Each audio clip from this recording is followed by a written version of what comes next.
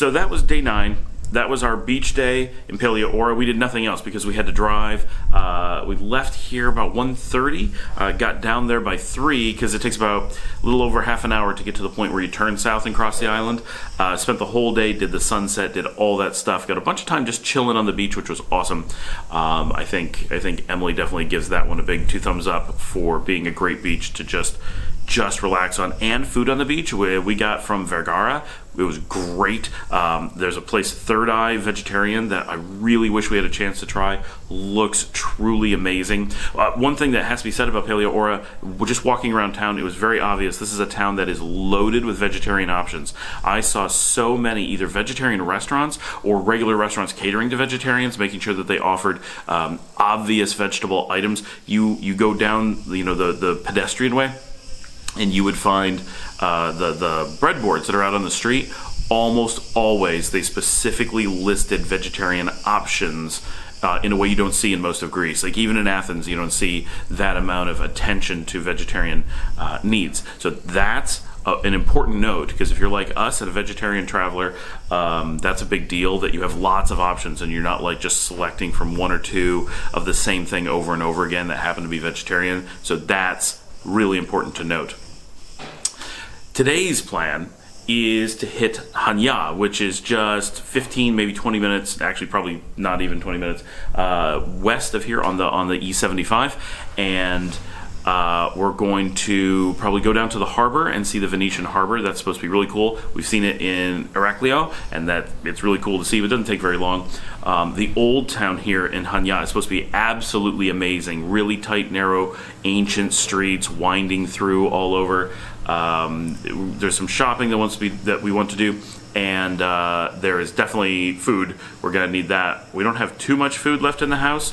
We did some grocery shopping the other day, but for the most part, we're gonna need to go get something to eat pretty soon. It's already looking at about noon before we can get down there, so I bet we're gonna show up at lunchtime and be ready to eat when we get there.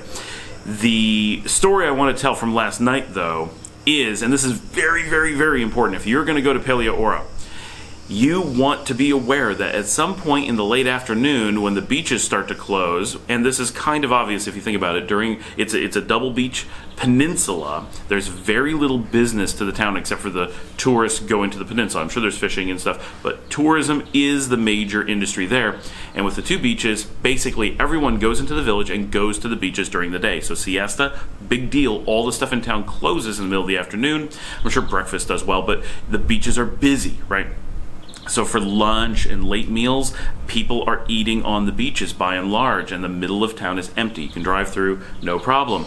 If you get to the point where the sun is going down, it's getting a little bit cooler, and people are starting to leave the beach for the day, they flood into the middle of the village, and those little restaurants that are super quiet during the day just pack really quickly, and you go from everyone on the outside of the peninsula to everyone on the inside of the peninsula. And I say peninsula, this is only about 3 blocks wide. This is a very, very small area. So everybody's just walking, right? They just walk into the interior, and suddenly it is full, and those restaurants get super busy. They also put all of their chairs into the middle of the streets, and all of the main streets of Paleohora turn into pedestrian ways.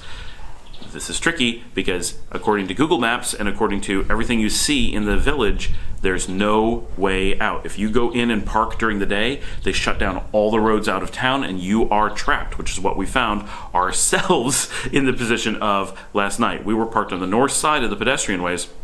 So when we went to leave, we found one really questionable road going across the peninsula, but none going lengthwise. Every single road was blocked off, and even the one we used to cross the peninsula was wall-to-wall people, and driving through it was not something you should have been doing. It was legal, but really you didn't want to be in that position. So what do? This is unlabeled. Google Maps will not help you. It will keep sending you down a pedestrian way no matter what you tell it.